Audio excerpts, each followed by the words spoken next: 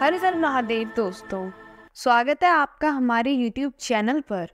आज की वीडियो में हम सुनेंगे शिव महापुराण श्री शतरुद्र संहिता का 27वां अध्याय द्विजेश्वर अवतार।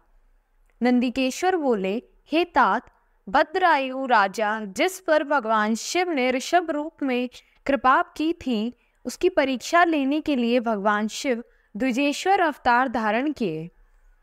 ऋषभ के प्रभाव से अपने शत्रुओं पर विजय पाकर भद्रायु सिंहासन पर आरूढ़ हुए।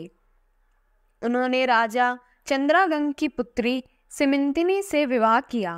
एक समय राजा भद्रायु बसंत ऋतु में अपनी पत्नी सिमिंतिनी के साथ वन विहार करने गए। तब भगवान शिव पार्वती उस दाम्पत्य की धर्मनिष्ठा की प्रतीक्षा लेने हेतु उस वन में पहुंचे। महान लीलाधारी भगवान शिव और पार्वती जी ने ब्राह्मण ब्राह्मणी का रूप धारण किया और अपनी माया से रचित सिंह से भयभीत होते हुए राजा भद्रायु की शरण में गए और उनसे अपनी प्राण रक्षा करने हेतु प्रार्थना करने लगे। उस ब्राह्मण दंपति की रक्षा हेतु राजा भद्रायु ने तुरंत धनुष बाण उठा लिया और बाणों से उसे घायल करना चाहा, परंतु उस पर सिंह पर कोई प्रभाव न पड़ा। उसने झपटकर ब्राह्मणी को पकड़ लिया। वह बहुत चीखी चिल्लाई, परंतु सिंह ब्राह्मणी को बलपूर्वक घसीटता हुआ भाग गया। अपनी पत्नी को सिंह द्वारा ले जाए जाने पर ब्राह्मण बहुत दुखी हुआ और रोने लगा और राजा भद्रायु से बोला, हे राजन, आपके बड़े बड़े आयुध कहाँ हैं? तुम्हारे पराक्रम का क्या फल है? क्या आप जंगली जानवरों से आघातों से भी दुखियों की रक्षा नहीं कर सकते? दीन दुखियों की रक्षा करना राजा का परम धर्म होता है। फिर आपने अपने क्षत्रिय धर्म का पालन क्यों नहीं किया? आपने अपने कुल का धर्म ही नष्ट कर दिया है। जो दुखी और शरणागतों की रक्षा नहीं कर सकता, उसे जीने का कोई अधिकार नहीं है। कृपण, अनाथ और दीन दुखी की रक्षा करने में असमर्थ मनुष्य को जहर खा लेना चाहिए या अग्नि में जल जाना चाहिए। उस ब्राह्मण द्वारा कही गई बातें सुनकर राजा भद्रायु को बहुत दुख हुआ। वह अपने दुर्भाग्य को याद करके शोक में डूब गया। उसने सोचा कि आज मेरा सारा पौरुष नष्ट हो गया। आज मैं एक असहाय ब्राह्मणी की रक्षा नहीं कर सका, इसलिए मुझे घोर पाप लगेगा। मेरे कारण ब्राह्मण भी शोकाकुल हो गया। उसकी स्त्री को भी सिंह ले गया है। पता नहीं उसने उसका क्या किया होगा। मुझे अपने पापों को कम करने के लिए इस ब्राह्मण देवता को प्रसन्न करना चाहिए। यह सोचकर राजा भद्रायु उस ब्राह्मण के चरणों में गिर पड़े और बोले, हे ब्राह्मण, मुझे क्षमा कर दीजिए। मैं आपकी पत्नी की रक्षा नहीं कर सका। मैं अपना राजपाट सब आपके चरणों में निछावर करता हूँ। यह सुनकर वह ब्राह्मण बोला, भला मैं ठहरा भिक्षा मांगने वाला एक ब्राह्मण, मैं तुम्हारे राजपाट का क्या करूँगा? इसलिए यदि तुम वाकई मुझे कुछ देना चाहते हो तो अपनी पत्नी मुझे दान में दे दो। ब्राह्मण की बात सुनकर राजा भद्रायु ने कहा, ब्राह्मण, पराई स्त्री का उपभोग तो महापाप है, उसका प्रायश्चित भी नहीं हो सकता।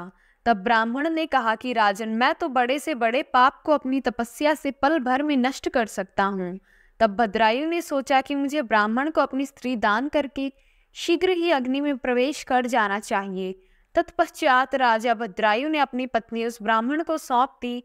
उसके बाद उन्होंने अग्नि प्रज्वलित की और स्नान कर देवताओं को प्रणाम करने के पश्चात उस अग्नि की 3 बार परिक्रमा की। फिर त्रिलोकनाथ भगवान शिव का ध्यान करने लगे और उन्हीं का स्मरण करते हुए जैसे ही वे अग्नि में प्रवेश करने लगे, वैसे ही द्विजेश्वर रूपधारी भगवान शिव वहां प्रकट हो गए।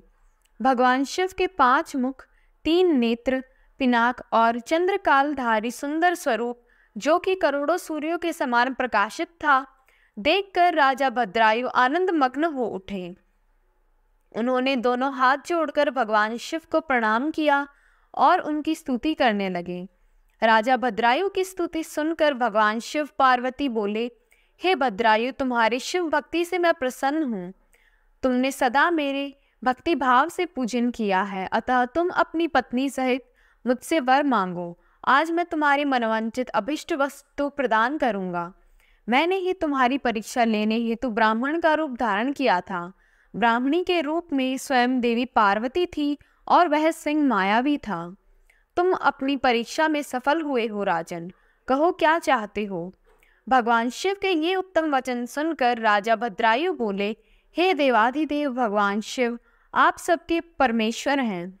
आपके स्वरूप को साक्षात दर्शन पाकर मैं धन्य हो गया। मैं सकुटुंब आपके शीर्ष चरणों की भक्ति करना चाहता हूँ। मैं, मेरी रानी, मेरे माता पिता आपके सेवक बनकर आपके श्री चरण में रहें। रानी कीर्ति मालिनी ने भी अपने माता पिता के लिए भगवान शिव का लोक मांगा।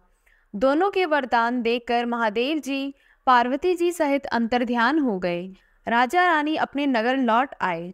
फिर 10,000 वर्षों तक राज्य करने के पश्चात वे दोनों भगवान शिव के धाम को गए। इस परम पवित्र पापनाशक कथा को जो कोई सुनता अथवा पढ़ता है, उसे इस लोक में सब भोग ऐश्वर्य प्राप्त होते हैं तथा अंत में भगवान शिव के लोक को जाता है। ओम नमः शिवाय।